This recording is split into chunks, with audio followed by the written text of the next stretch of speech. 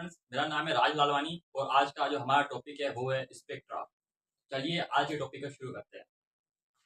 जैसे कि spectra actually में प्लूरल वर्ड है और जो स्पेक्ट्रम उसका सिंगुलर वर्ड है। तो स्पेक्ट्रा या स्पेक्ट्रम होता क्या है? Spectrum is actually a bands of colour.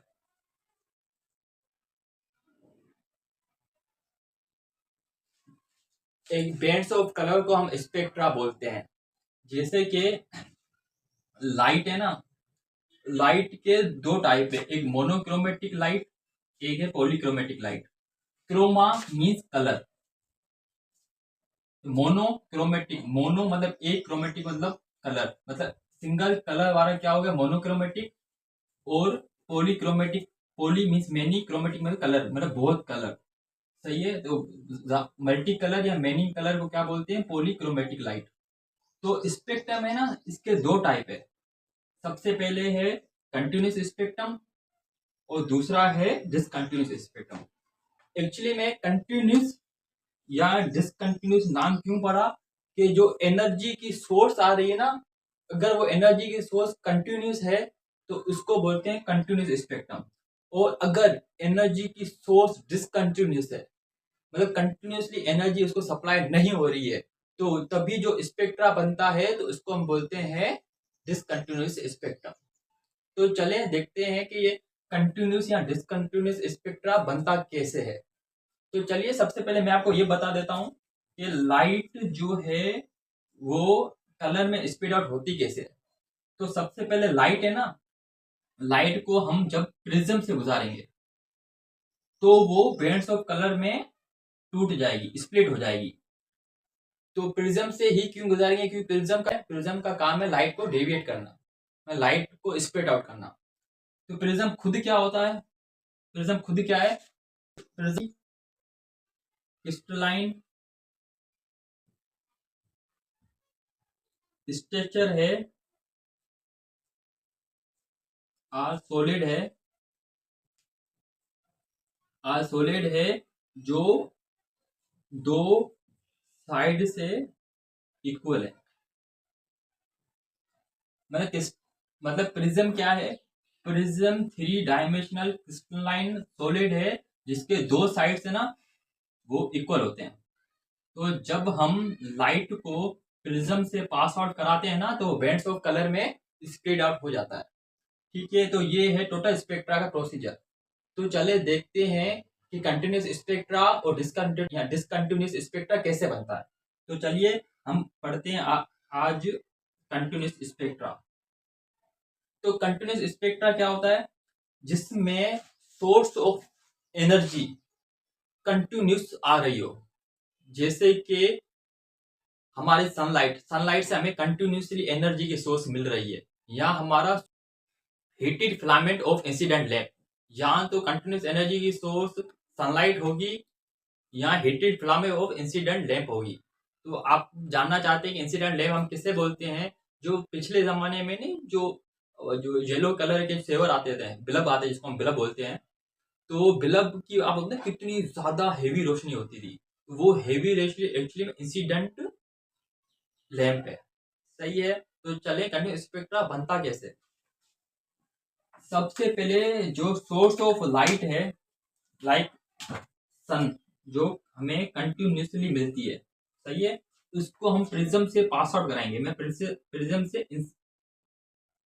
Incident race, मतलब सनलाइट जब हम इंसिड करेंगे प्रिज्म से तो वो डेविएट हो जाएगी या टूट जाएगी या स्प्लिट हो जाएगी बैंड्स ऑफ कलर में। तो इसको हम क्या बोलते हैं? Continuous spectrum. ठीक है, कंटिन्यूस मीन्स सोर्स क्या होगी? कंटिन्यूस होगी। और अभी ये जो हमें कलर्स मिले हैं ना, बैंड ऑफ कलर्स, इसमें देखें, इसमें दो कलर्स के दरमियान कोई भी गैप नहीं है। तो इस वजह से हम बोलते हैं कंटिन्यूस, कि कलर्स के बीच में भी गैप नहीं है और जो सोर्स आ रही है वो कंटिन्यूस है। तो सबसे पहले हमें मिलेगा रेड, फिर मिलेगा orange, yellow, green, blue, Indigo और वायलेट। यहाँ पे जो रेड है ना वो लीस्ट डेविएट है। लीस्ट डेविएट का मीन्स इसकी जो वेवलेंथ हाई होगी सबसे, और जो वायोलेट है ये मोस्ट डेविएट होगा। मतलब अगर ये देखे, ये रेड लाइट अगर आएगी ना तो बिल्कुल स्ट्रेट लाइन में आएगी, और वायोलेट आएगी ना तो वायोलेट बिल्कुल ऐसी आएगी। तो देखें ये ज्यादा डेविएट हो रहा है, ये लीस्ट डेविएट हो रहा है। जो लीस्ट डेविएट होगा ना उसकी वेवलेंथ हाई होगी, और जो सबसे ज्यादा डेविएट हो रहा है ना उसकी लोएस्ट वेवलेंथ होगी। और जैसे कि हमें पता है कि जिसकी वेवलेंथ ज्यादा होती है उसकी एनर्जी कम होती है, और जिसकी वेवलेंथ कम होती है उसकी एनर्जी हाई होती है। मतलब energy is inversely proportional to wavelength. तो अभी ये जो कलर्स है ना ये थोड़े याद करने डिफिकल्ट हो जाते हैं स्टूडेंट्स को बहुत ज्यादा। तो इसका एक तरीका है, सबसे पहले आप याद करें विबगोर, VIBGYOR,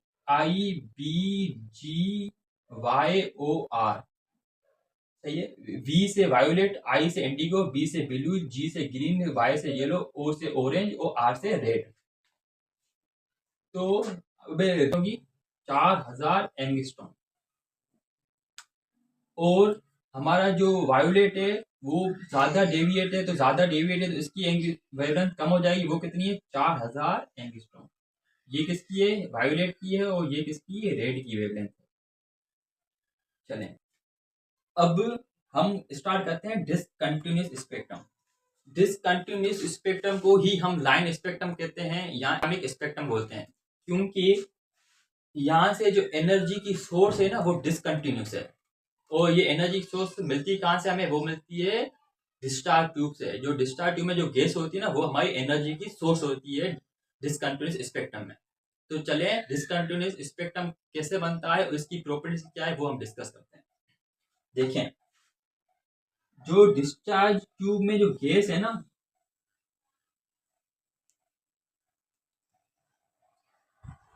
उसको हम प्रिज्म से पास आउट कराएंगे ना तो वो कलर्स में स्प्लिट हो जाएगी, सही है। और जो कलर्स में स्प्लिट आउट हो रही है ना तो इनों के बीच में ना जो गेप्स हैं, गेप्स बिटवीन टू कलर्स।